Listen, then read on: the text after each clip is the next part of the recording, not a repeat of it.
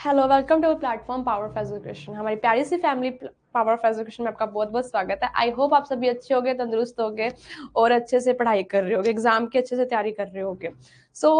जैसे कि पिछली वीडियो में मैंने आपको बताया था, पिछली क्लास हमारी क्लास नंबर 6 थी, उसमें मैंने सारी आपको लिटरेचर की जितनी भी हिस्टोरिकल मूवमेंट थी कंप्लीट करवा दी थी। अब आप मैंने कहा था कि एक लॉन्ग क्वेश्चन पढ़ा यूनिट 1 का, मोस्ट इंपॉर्टेंट लॉन्ग क्वेश्चन है, उसके साथ साथ हमारी यूनिट 1 जो होगी वो कंप्लीट हो जाएगी। ठीक है, ध्यान से कर लेना, ठीक है, इस क्वेश्चन को साथ साथ। क्वेश्चन है आपका, लॉन्ग क्वेश्चन है, will it be correct to say that Victorian literature does not adequately reflect the tension and abuse of Victorian life। मतलब कि क्या ये कहना सही होगा, इसमें ना खुद के विचार देने हैं, ठीक है, इसके खुद के विचार देने अपने को कि क्या ये कहना सही होगा कि जो विक्टोरियन साहित्य था, विक्टोरियन एज क्या थी, विक्टोरियन साहित्य क्या था, ये मैंने आपको लिटरेरी टर्म्स में उसमें मूवमेंट्स में बताया। लिटरेरी टर्म के बाद सीधा उसमें आता था, आपका विक्टोरियन एज में आते थे। उसमें मैंने आपको पूरी मूवमेंट में डिटेल में बता रखा है कि विक्टोरियन एज थी क्या, उसमें क्या चीज बताई गई थी, पूरी क्राइटेरिया मैंने आपको अच्छे से समझा चुकी हूँ। वो क्लास आप लगाना तो अच्छे से समझ आ जाएगी। अब क्वेश्चन नहीं आता कि क्या ये कहना सही होगा कि जो विक्टोरियन लिटरेचर थी, विक्टोरियन साहित्य जो था, क्या वो विक्टोरियन जीवन, उस ये इंग्लैंड से था संबंधित, ये तो आपको इजिली याद ही होगा। जो विक्टोरियन जीवन था, जो वो लाइफ थी, उसके तनाव, उसकी महत्वाकांक्षाएं, मतलब कि उसकी एबिलियंस एबिलियंस होता है अपना इच्छाएं प्रकट करना, ठीक है, खुद की, जैसे आप कह सकते हैं हम जैसे महत्वाकांक्षाएं समझते होगे भी, ये भी मिल जाए मुझे, वो भी मिल जाए, वो पूरी लोगों की इच्छाएं, जो सोशल लाइफ की पूरी इच्छाओं को अच्छे से मतलब कि प्रतिबिंबित नहीं करता था, अच्छे से उसको नहीं दिखाता था। क्या ये कहना सही होगा, पूरी अपनी ओवर आइडियाज देने हैं, ठीक है इसमें। आप क्वेश्चन स्टार्ट करते हैं ज्यादा देरी ना करते हुए। पहला ये, अनडाउटली द विक्टोरियन इज पहले बताएंगे थोड़ा सा उसके बारे में कि जो वो विक्टोरियन एज थी वो क्या थी, थोड़ा उसमें डिटेलिंग बताएंगे। फिर क्या करेंगे, खुद के विचार बताएंगे, और एंड में क्या एंड में बताएंगे कि क्या अलग लोगों से, सॉरी लोगों से कह रही हूँ, दूसरी मूवमेंट से कैसे अलग थी ये बताएंगे, ठीक है। इसी से अपना लॉन्ग क्वेश्चन कंप्लीट हो जाएगा, ठीक है। बीच में राम कहानी भी जोड़ सकते हैं, कोई चक्कर नहीं लॉन्ग क्वेश्चन में तो। Undoubtedly, the Victorian age is indispensable considering its prolific literary production of a great and small value। कि बिना किसी शक के निसंदेह जो विक्टोरियन युग जो था वो आप कह सकते हैं बिल्कुल इंडिस्पेंसिबल था, मतलब कि बिल्कुल अप्रिय, कहने का मतलब कि बिल्कुल इजी वे में था, ठीक है, बिल्कुल इजी वे में था कि कंसिडर इट्स, कोई शक नहीं था कहने का मतलब इसमें कि जो ये its considers its prolific literary production of a great and small values, क्योंकि इसमें बहुत अधिक मात्रा में साहित्य रचनाएं हुई हैं। जो विक्टोरियन एज था इसमें बहुत अधिक मात्रा में, चाहे छोटी लिटरेचर मतलब कि छोटी रचनाएं हो चाहे बड़े दायरे पे रचनाएं हो, लेकिन रचनाएं बहुत मात्रा में हुई हैं, किसमें, विक्टोरियल मूवमेंट में, विक्टोरियल एज में, ठीक है, इंग्लैंड में था, ये चीज याद रखना। This age has witnessed the birth of many genius in the prominence of the noble also.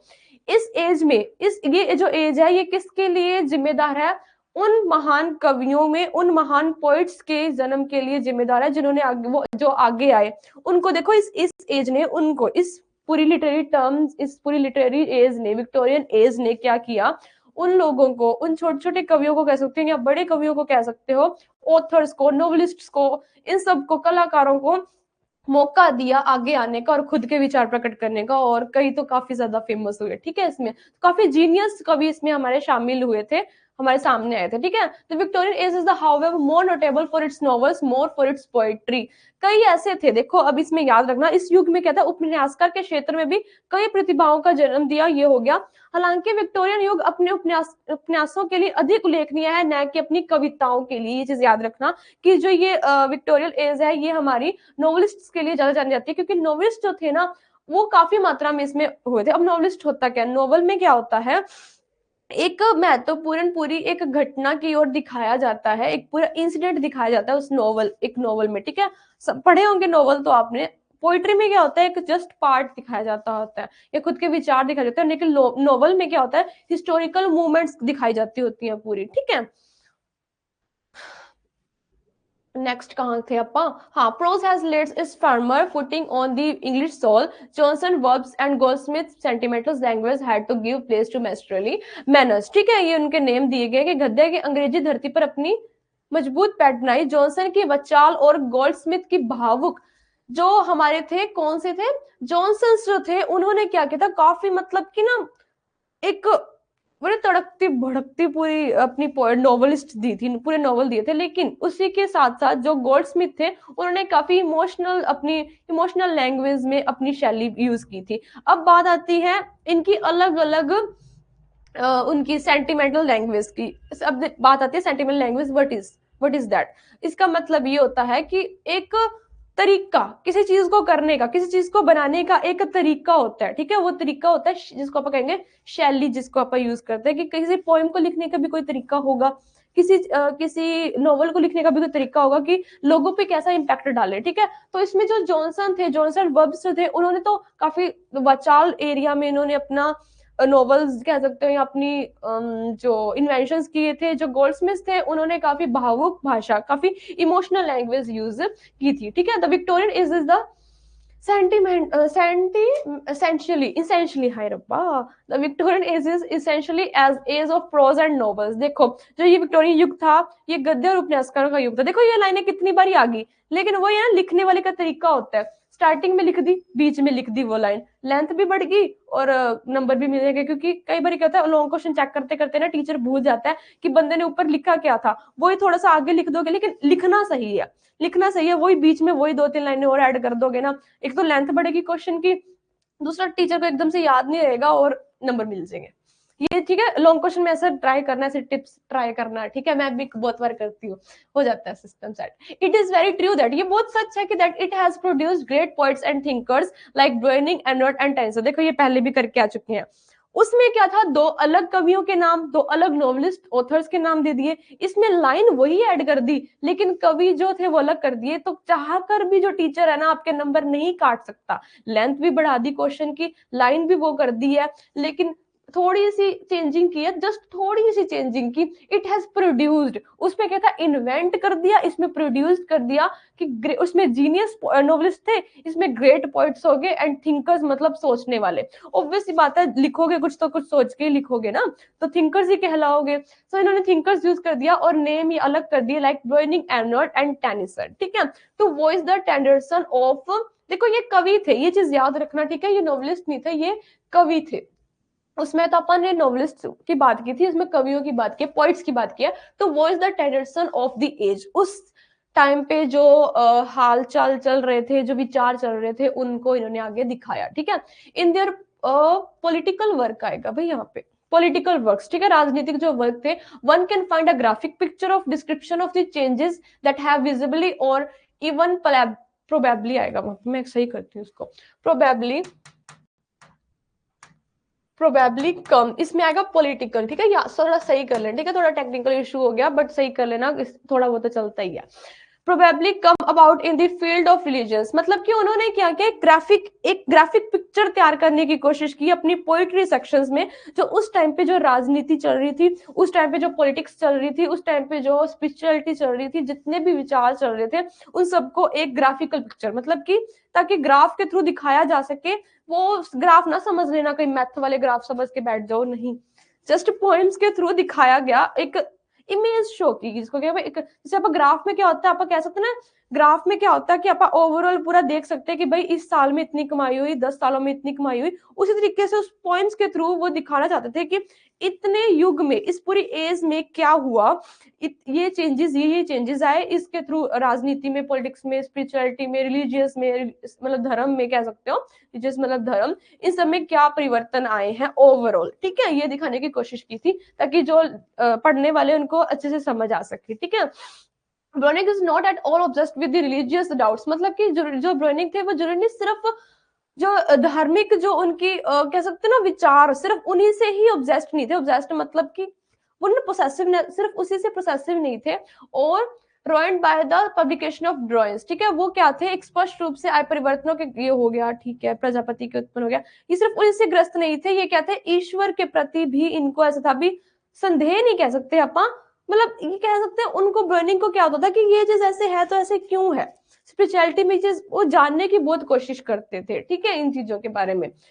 Next आता है ओरिजिन ऑफ स्पीशीज, जो प्रकृति ने जो जन्म दिया है हमें, वो किस तरीके से हुआ या क्या सीन था, वो पूरा इसमें ये दिखाने की कोशिश करते हैं। ही असर्ट्स फेथ इन गॉड, वो क्या थे, मतलब कि जो भगवान में बहुत ज्यादा आस्था रखते थे, भगवान में बहुत ज्यादा अपनी विश्वास रखते थे, नेचर के थ्रू काफी ज्यादा मतलब अच्छे थे, और डिवाइन यूनिवर्स ब्रह्मांड इन सब के स्पिरिचुअलिटी काफी थी, ठीक है, इनमें काफी स्पिरिचुअलिटी थी in his existence and in divine dispenses also, वही चीज, ठीक है।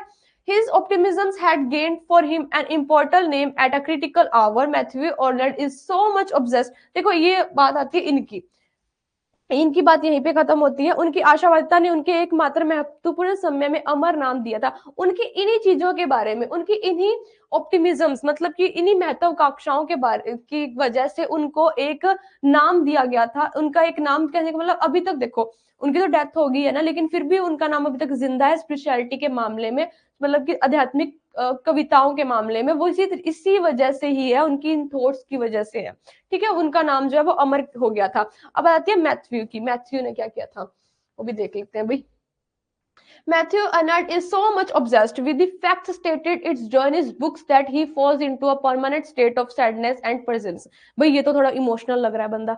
मैथ्यू अर्नल्ड जो थे, डार्विन की किताबों में बताए गए तथ्यों से इतना अधिक प्रभावित हुए थे, जो उन्होंने जो डार्विन की किताबों में जो भी फैक्ट्स बताए गए थे, ठीक है, उनकी बुक्स होगी, तो उनके उससे काफी ज्यादा मतलब कि इम्पैक्ट हुए थे, काफी ज्यादा इंप्रेशन पड़ा था उनमें कि भाई बुक्स उन्होंने पढ़ी होगी। तो क्या होगा, that he falls into a permanent state of sadness और प्रिजम्स, मतलब इससे क्या हो गया, वो स्थायी रूप से उदासी और निराशावाद में, इमोशनल रोने रप्पे में चले गए थे, ठीक है। ये तो रोने वाला सीन आ गया। चलो, his poetry His poetry only represents the religious spectrums of the age, but also strikes a note of pessimism and darkness. ये देखो बात ये है कि उनकी कविताएं जो थी, जो मैथ्यू की जो पोएम्स थी, वो ऑब्वियसली बात है कि स्पिरिचुअलिटी में थी, आध्यात्मिकता के लिए थी। लेकिन क्या था, मतलब कि आध्यात्मिकता, स्पिरिचुअलिटी, रोशनी की तरफ, लाइट्स की तरफ थी, लेकिन साथ के साथ ना एक डार्कनेस भी दिखाते थे, साथ के साथ थोड़ा नेगेटिविटी भी उसमें दिखाते थे, निराशावादिता दिखाते थे, रोना रप्पा, ठीक है। The Scholar Gipsy Thyrsis and Dover Beach are profounded expression of such premistic view which like a snowball gathers in its size as he writes more and more poems.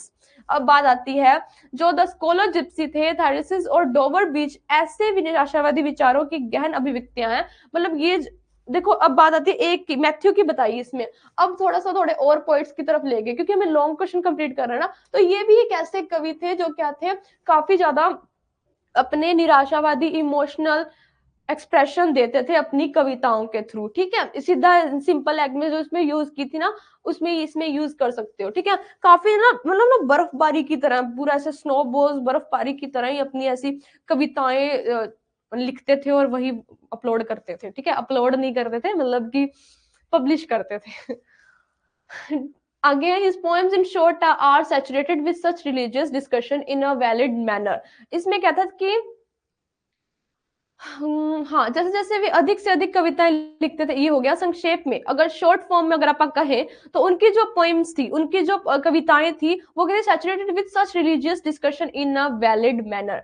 वो क्या थी, उनकी जो कविताएं थी, वो इस तरह ही धार्मिक चर्चाओं से भरी हुई थी, स्पिरिचुअलिटी से। धार्मिक चर्चाएं, देखो जरूरी नहीं कि धार्मिक चर्चाएं सिर्फ लाइट्स की तरफ या आपको पीसफुल ही दिखाएं। कभी कभार क्या होता है, कई पोइट्स के आप पोएम उठा के देखना, उसमें थोड़ी सी डार्कनेसिंग भी दिखाते हैं भी, यार ऐसे हो ये सीन, या उसके ऊपर तर्क दिखाते हैं, अपने खुद के फैक्ट्स बताते हैं, ठीक है। तो उसमें क्या थोड़ा इमोशनल फेम, इमोशनल टर्म्स आ जाती हैं, ठीक है। अब कहाँ पे थे, हाँ, he has not been able to find a solution to this problem. देखो जो उसने तर्क बताए, उसकी खुद की जो कंफ्यूजन बताए, वो उसमें उसको सोल्यूशन, उसका सोल्यूशन को पकड़ेंगे, उसको उसका रिजल्ट नहीं मिला, ठीक है। सोल्यूशन नहीं मिला जो उसकी प्रॉब्लम का, इसको सोल्यूशन को हिंदी में कहेंगे आप समाधान नहीं खोज पाए थे, ठीक है। टेनिसन स्टिक्स अ फाइन, अब आगे बात आती है टेनिसन, एक पहले नाम आया था ना टेनिसन का, उनके बारे में बताया। Tennyson strikes a fine compromise between the two extremes and he propagates the principle of moderation in all matters, perhaps like confuse और ओल्ड। जो टेनिसन थे ना, वो सभी मामलों में ना, मतलब कि दो तर्कों के बीच में संयमता से बिल्कुल ना पीसफुली उसका रिजल्ट निकाल देते थे। जो टेनिसन थे, अपनी पोएम्स के थ्रू, अपनी कह सकते हो अपनी इन्वेंशंस के थ्रू वो निकाल देते थे संयम से, पीसफुली, दो तर्कों के बीच, वो दो मैट्रिक्स कह सकते हो, दो स्पिरिचुअलिटी कोई भी कह सकते हो, दो तर्क कोई फैक्ट के बीच में अपना संयमता से पीसफुली उसका रिजल्ट निकाल देते थे, जो थे टेनिसन थे जो। ठीक है, अब टेनिसन का नाम आ गया तो टेनिसन के बारे में बता रहे हैं।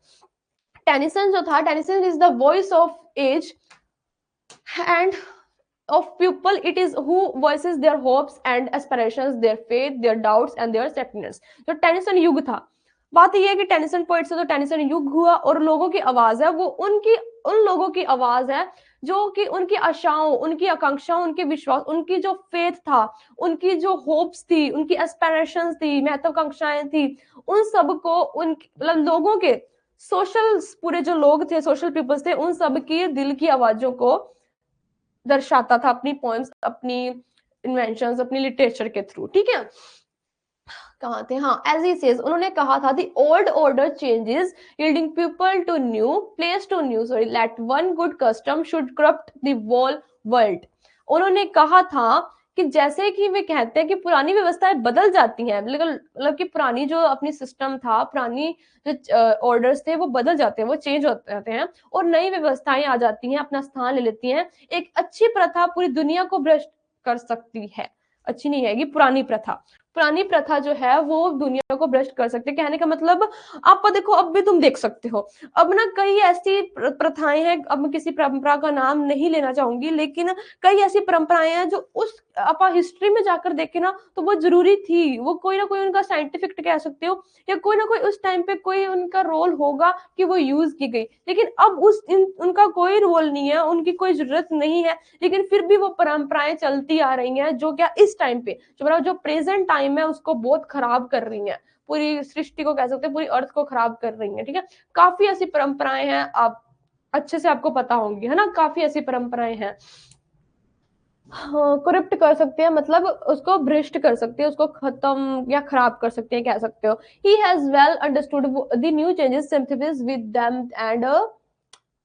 them and has retained the regard for traditional ways of life in his poetry। मतलब कहने का मतलब वो कहते थे कि जो नया जो युग है, जो मॉडर्न जो चीज है, देखो अब आप अपने लिए ये मॉडर्न है, अपने आने वाली पीढ़ी के लिए ये क्लासिकल हो जाएगा, आने वालों के लिए तो ये हिस्ट्री बन जाएगी ना, जो आप जी रहे हैं, अपनी जो सृष्टि है, आने वाले जो लोग होंगे उनके लिए वो हिस्ट्री बन जाएगी।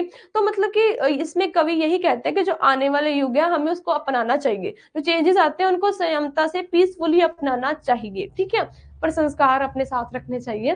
ठीक है, ये बताते थे, थोड़े मॉडर्न थे। ठीक है, इनसे पता लगता है, लेकिन अपने संस्कार, अपनी परंपराएं, अच्छी वाली जो परंपराएं वो रखनी चाहिए। ठीक है, in the fields of politicals, अब बात आती है पॉलिटिकल्स में क्या हुआ था। Also the poet strikes way of media, अब राजनीति के क्षेत्र में जो थे कवियों ने अलग ही एक अपना मीडियम बनाया, वी मीडिया कह सकते हो, वी मीडियम कह सकते हो, एज योर विश। ठीक है, no longer does the French revolution exercise its influence upon politics and social life of the England people, कि जब फ्रांसीसी जो क्रांति थी, फ्रेंच रेवोल्यूशन हुई थी भाई, है ना, तो उसमें कहते हैं जो अंग्रेज लोगों ने राजनीति और सामाजिक जीवन पर कोई प्रभाव नहीं है, उनकी क्रांति के थ्रू इस पॉइंट्स में कोई इतना मतलब कि सोशल चेंजिंग नहीं हुई, लेकिन इन्होंने फिर भी जो ये मैंने आपको पहले भी बता रखा है कि भाई पॉलिटिक्स में इतना ज्यादा इन्होंने ज्यादा नहीं शो किया, लेकिन फिर भी कहीं ना कहीं तो शो किया होगा ना, तो उनके बारे में थोड़ा इसमें बता रखा है। ठीक है, and social life of English people हो गया, the old fire of atheism age has quenched, and quench का मतलब होता है चेंजिंग आना, क्विंचिंग होना, मतलब चेंजिंग कह सकते हो, या किसी चीज में आप कह सकते हैं कोई चीज अट्रैक्ट या रिपेलिंग होती है ना, वो खिंचाव कह सकते हो, आप इसको क्विंचिंग को खिंचाव कह सकते हो। And people have expressed their desires for order, stability and peace of in politics and society. इसमें क्या था, इस कविता में राजनीति को ना उग्रवा के, राजनीति को, पॉलिटिक्स को ज्यादा ना उग्र करने की बजाय उसके जो रिजल्ट्स निकलते थे ना उनको पीसफुली सही करने की जरूरत है। इस पॉइंट में ये लिखा जाता था, इस लिटरेचर, इस युग में ये लिखा जाता था भी, मतलब कि जितनी भी राजनीति चीजें चल रही है उसमें लोगों की क्या डिजायर्स है, लोग क्या चाहते हैं, उनकी इच्छाओं को व्यक्त किया जाता था, उनकी इच्छाओं को शो किया जाता था। They have had enough of ट्रेमिड्स thoughts in familiar shape in familiar shape, they now want familiar thoughts in ट्रेमेडिज्म शेप, ठीक है, वही चीज है। They have been law abiding and since they find in nature and universe such order, peace and discipline, they want to imitate them on earth, ठीक है। वे परिचित रूप से परिचित विचारों से तंग आ चुके थे, अब वे प्रचंड रूप से परिचित विचारों की चाहत रखते थे, ठीक है। वो चाहते थे कि मतलब बिल्कुल पीसफुली चीजें होनी चाहिए, बिल्कुल पीसफुली सब कुछ होना चाहिए, ठीक है। England is hence a land of settlement and ordered government where freedom, wideness and broadness। देखो इंग्लैंड जो था ये काफी एक सेटलमेंट, एक व्यवस्थित देश था, व्यवस्थित सरकार की भूमि थी। वो तो अब तुम्हें पता है क्यों थी, बिकॉज जो इंग्लैंड था वो एक निर्यातवादी देश बन चुका था, मतलब उसके पास सामान ज्यादा था, उसके पास पैसों की कोई कमी उस टाइम पे नहीं थी। लोग जो दूसरे देश थे वो इनका एक गुलाम थे, बिकॉज इनके पास काफी, इन्होंने कह सकते हो कृषि के थ्रू, इंडस्ट्रियल थ्रू इन्होंने काफी अपना एक एरिया बना चुके थे, ठीक है। तो फिर वो वही बात है ना, कमी तो क्या होगी इनको। It lets to pushing back the horizon of knowledge, individualism and states, retains होता है social, are to be reclined by certain sacrifices only, he does not love abundance, independence and individualism, ठीक है।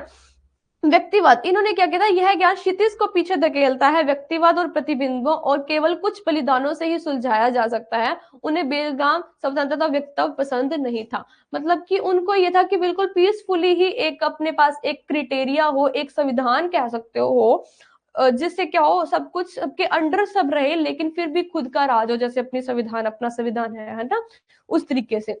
नेक्स्ट है अपना Tennyson जो थे, अब तो टेनिसन के बारे में ही आ गया, जो एक वाइज पर्सन थे, believes in a propagate slow progress and evolutionary changes. वो चाहते थे चाहे धीरे धीरे बदलाव हो, देखो कोई भी चीज अच्छी होने में धीरे धीरे ही कोई चीज अगर अपने को बड़ी, किसी को काम को हासिल करना तो धीरे धीरे कदम बढ़ाते हैं, तो वो काम ऑब्वियस बात है हासिल होता ही होता है। एकदम से जो सक्सेस आती है उसको सक्सेस नहीं कहते होते, जो एक एक कदम आप चलते हैं ना, फिर वो जो सक्सेस आती है उसको कहते हैं सक्सेस, वो होती है रियल सक्सेस। तो ये उसी में बिलीव करते थे। He hates revolutionary changes throwing overboard all values, hitherto respected and have established man's life, ठीक है। वो इस चीज के खिलाफ थे कि जो परिवर्तन, जो उनके विचार जो थे ऐसे क्रांतिकारी बदलावों में नफरत करते थे जो अब तक सम्मानित और मनुष्य जीवन को स्थापित करने वाले सभी मूल्यों को खत्म कर देते हैं। वो ये ना, मतलब कि इनको मारकुटाई या इनको बहसबाजी इतनी पसंद नहीं थी, ठीक है।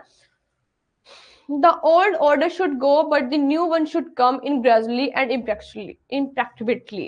मतलब कि उनको ये था कि हाँ नए विचार आने चाहिए, पुराने विचार जाने चाहिए, क्योंकि कई बार ऐसा होता है कि पुराने विचार जो होते हैं प्रेजेंट टाइम को खत्म कर देते हैं, उन्हें अपना पास्ट जो है वो प्रेजेंट टाइम को खत्म कर देता है, प्रेजेंट टाइम खत्म होने से फ्यूचर भी खत्म हो जाता है, इनका ये सीन था। Ideas may be secreted to the people in the country or the world, but such ideas will have to be weights for their validity and worth before they can be accepted, ठीक है। अब इनको ये था कि इनको ये था पुराना क्रम चला जाना चाहिए, जो पास्ट है वो चला जाना चाहिए, लेकिन जो नया जो है, जो नई जो प्रेजेंट थिंग्स है वो अपने पास धीरे धीरे हो, ठीक है, धीरे धीरे उसके अंदर अपने को विचारों को लाना चाहिए, बिल्कुल बिल्कुल भी इसको पुरानी चीजों को नहीं छोड़ना चाहिए, लेकिन जो बदलाव है, जो पुराने से नए में बदलाव है, वो धीरे धीरे हमें उसको तरफ बढ़ना चाहिए, ठीक है। विचार देश या दुनिया में लोगों के बीच बिखरे हुए हो सकते हैं, ऑब्वियस बात है कि हर किसी की अलग अलग मेंटेलिटी होती है, लेकिन ऐसे जो थॉट्स होते हैं उनको उनको स्वीकार करना, उनको एक्सेप्ट करने से पहले उनके वैल्यू को समझ लेना चाहिए, उनकी वैल्यूज को समझ लेना चाहिए, ठीक है। रिलीजियस डाउट्स में have created a mental tension, देखो जो धार्मिक धर्म से रिलेटेड जो डाउट्स है वो लोगों के मेंटल टेंशन, जो दिमागी हालत, हाँ होता है, कईयों की मेंटल टेंशन हो जाती है लोगों के बीच, अलग अलग लोगों के बीच। अब ये देखो ये सिर्फ स्पेसिफिक लोग की बात नहीं की गई, ये पूरे सोशल की बात की गई है, ठीक है। एंड स्पिरिचुअल अनरेस्ट, स्पिरिचुअल मतलब आध्यात्मिक अनरेस्ट का मतलब होता है एक तनाव हो जाता है, मानसिक तनाव हो जाता है, ठीक है, लोगों को, वो सबकॉन्शियस माइंड जिसको सुना ये भी मिल गया फिर वो चीज नहीं मिली, बिल्कुल है ना, तुम समझ पाओगे। But this shall not be allowed to upset life, लेकिन इन छोटे छोटे अपने दिमाग को जो विचार जो है खराब करते हैं, लेकिन इसकी वजह से आप पूरी अपनी एंटायर लाइफ, पूरी लाइफ तो बर्बाद नहीं कर सकते ना। एक इंसिडेंट हमारे साथ ऐसा हो गया कि हम एक बार अटक गए जिंदगी में, तो उस इतनी सी चीज के लिए पूरी लाइफ तो खराब नहीं कर सकते, उनका ये थॉट था, ठीक है, काफी अच्छे थॉट थे। And order establish long ago which time we tested, बात ये है कि जो जितने टाइम तक आप इसको रखेंगे ना, अपना अपना जो जिंदगी उतनी ही खराब होगी। और जो समय प्रनिश्चित है, मतलब कि जो टाइम है वो लिमिटेड है भाई, ये इसमें आप लिख सकते हो, ठीक है। कितना रहेगा? In the field of politics, जो राजनीति के क्षेत्र में अगर कही जाए, तो aristocracy, okay, aristocracy and democracy takes words against each other. जो अभिजात वर्ग और लोकतंत्र जो था, एक दूसरे के विरुद्ध तलवारें उठाते थे। जो पॉलिटिक्स में देखो, राजनीति में यही होता है, अगर किसी को कोई काम, किसी को कोई किसी के लिए अन्याय ना किया जाए, तो वो लोग तो उस पे, उन पे, लोकतंत्र पे अपना उठाते ही हैं अभी।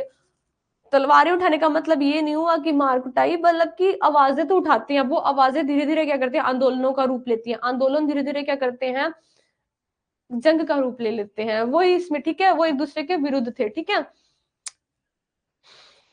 एज अ पोइट, कवि, कवि के रूप में ही considers the claim of democracy in changing world. उन्होंने क्या किया, वह बदलती दुनिया में लोकतंत्र के दावों को स्वीकार करते हैं।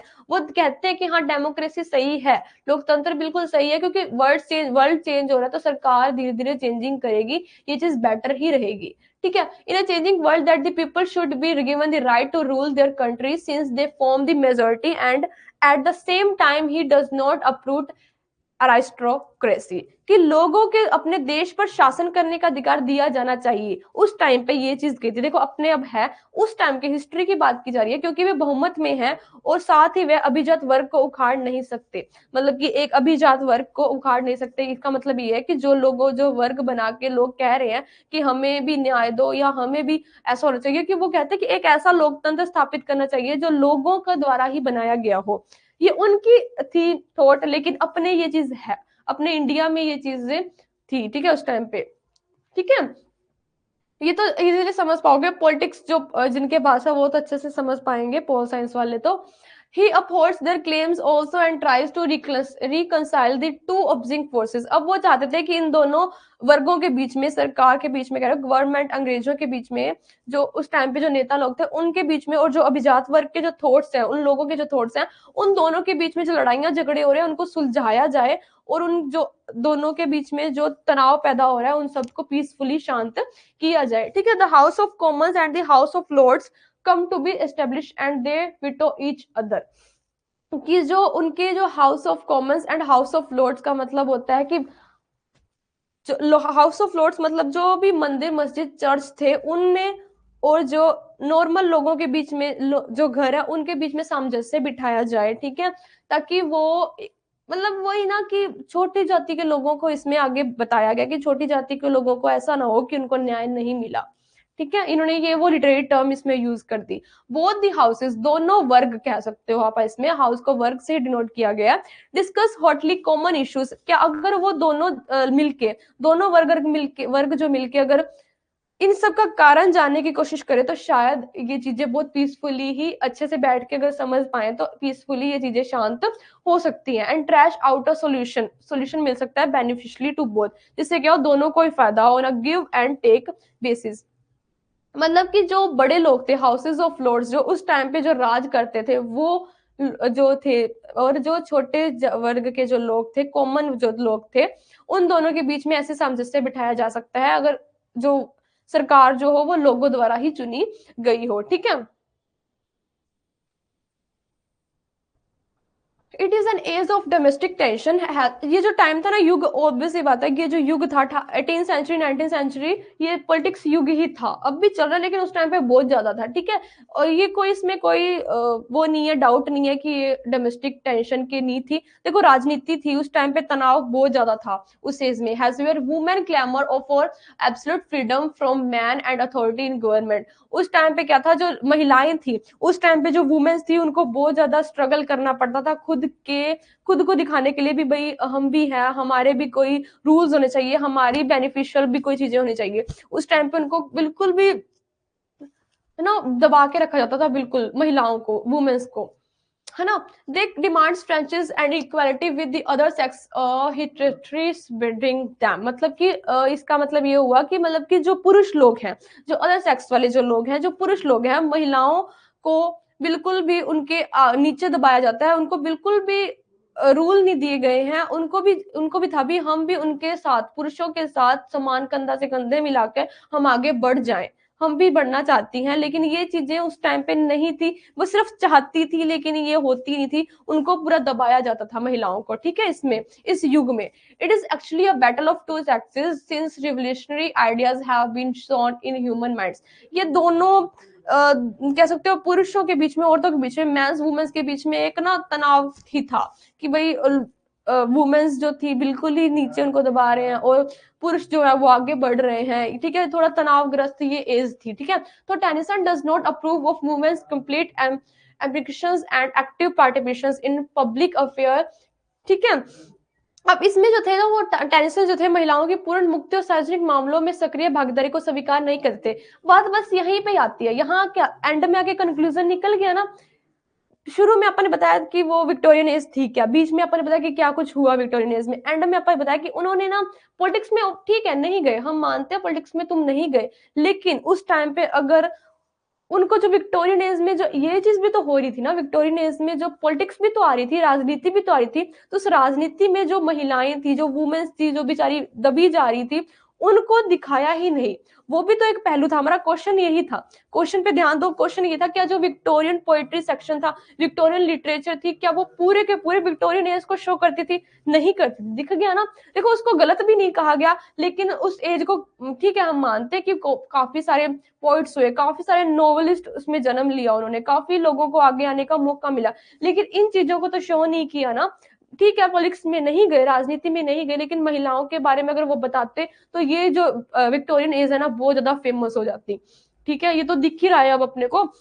तो Tennyson does not approve of women's complete ambitions emancipations, okay, and active participations in public affairs, की महिलाएं जो है वो आगे जाएं। ये जो मतलब कि आगे जो तर्क फैक्ट्स होते थे, जो कोई भी विचारते थे, उनको आगे वो बढ़े, वो इन चीजों में इनका उनका इतना ज्यादा वो स्वीकार इन चीजों को नहीं करते थे, ठीक है।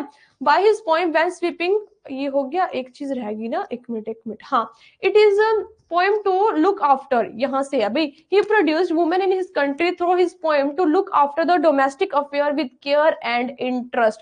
उन्होंने अपनी पोएम में क्या था, महिलाओं को घरेलू मामलों में ध्यान से रुचि संभालने के लिए राजी करते हैं। वो ये कहते हैं कि जो वुमेन्स है ना वो सिर्फ घर बार ही संभालने तो बढ़िया, मतलब घर बार, उन्होंने ये भी गलत भी नहीं कहा वुमेन्स को, लेकिन उन्होंने उस टाइम पे ज्यादा फोर्स किया वुमेन को, उन अपनी पॉइंट्स के थ्रू वुमेन्स को उन चीजों पे ज्यादा फोर्स किया भी, तुम स्पिरिचुअल बनो, तुम भी इन घरेलू मामलों में ज्यादा रुचि रखो, रसोई वगैरह इन सब में रखो, ठीक है। अपनी ड्रामेटिक पोइट्री के थ्रू इन्होंने किया। लेकिन क्या था, it is true that he has incurred the displeasure of modern women by his poem when sweeping changes have come in their life to of women. हाँ ये बात अलग है कि उन्होंने ये शो जरूर किया कि जब चेंज हो रहे थे, जब वुमेन्स जब उनकी लाइफ चेंज हुई थी, तो उन्होंने पोएट्री के थ्रू थोड़ा बहुत उसमें चेंज किया, लेकिन इनकी उन्होंने अपनी कविताओं के जरिए आधुनिक महिलाओं की नाराजगी को भड़काया। जब जब मतलब कि जो न्यू वुमेन्स आती थी, देखो जब चेंजेस करने होंगे तो दो तीन ऐसे नेता उभरेंगे जो मॉडर्न बन चुके होंगे, है ना, जिन्होंने जो आगे जिन्होंने जिंदगी अच्छे से देख चुके होंगे, वही अच्छे से जिनको पूरा कह सकते हैं एक्सपीरियंस होगा, लेकिन उस उनकी जो विचार थे, ठीक है, उसको पोइट्री को दिखाया। लेकिन उस टाइम पे क्या था, जब उन्होंने वो चीजें शो की थी ना, उस टाइम पे वुमेन्स की जो हालत थी वो चेंज हो चुकी थी। लेकिन इनका जो फोर्स था ना, इनका फोर्स थोड़ा सा अलग था। इनको ये था कि वुमेन्स जो है वो थोड़ी स्पिरिचुअलिटी में ज्यादा आगे बढ़े, वो घरेलू मामलों में आगे बढ़े, ठीक है। अब कहाँ थे आप, हाँ, बाय हिज पॉइंट्स, उन्होंने कविताओं के थ्रू व्हेन स्वीपिंग चेंजेस, जब एकदम से चेंजेस आए थे, have come the life of women's, women's में जो चेंजिंग आए थे उनकी लाइफ में, उनकी जिंदगी में, महिलाओं की जिंदगी में जो चेंजेस आए थे, in the wake of the world wars, जब वो वार्स हुई थी, जब युद्ध हुए थे, विश्व युद्ध हुए थे, and a quick spread of education and emancipation bills, उस टाइम पे, हाँ उस टाइम पे उन्होंने उन चीजों, महिलाओं के बारे में बताया था, महिलाओं की जो चेंजेस हुए थे, सिर्फ चेंजेस बताए, लेकिन उनके लिए आवाज नहीं उठाई। बस यहीं पे ये चीजें मेन पॉइंट है, उन्होंने उसके लिए आवाजें नहीं उठाई कि भाई हमें भी आगे इनके साथ बढ़ना चाहिए, इनके साथ जाना चाहिए, ठीक है। बस ये इस वजह से क्या, जो विक्टोरियन एज में था, थोड़ा पूरा अच्छे से विक्टोरियन एज को नहीं बता पाए थे, विक्टोरियन युग को थोड़ा इसमें था, ठीक है। इतना ही इसमें ये क्वेश्चन, आपका लॉन्ग क्वेश्चन कंप्लीट होता है। सो इसी के साथ साथ आपके यूनिट 1 होती है यहीं पे कंप्लीट। तो आपकी जो यूनिट 1 है भाई वो कंप्लीट होती है, यूनिट 1 इज कंप्लीट आउट। अब जो नेक्स्ट वीडियो है वो करेंगे अपन यूनिट सेकंड करेंगे नेक्स्ट वीडियो में। यूनिट 1 यहाँ पे आपकी कंप्लीट होती है, सो बधाई हो। कल से स्टार्ट करेंगे अपन unit number second. So thank you so much. आपको भी बधाई हो।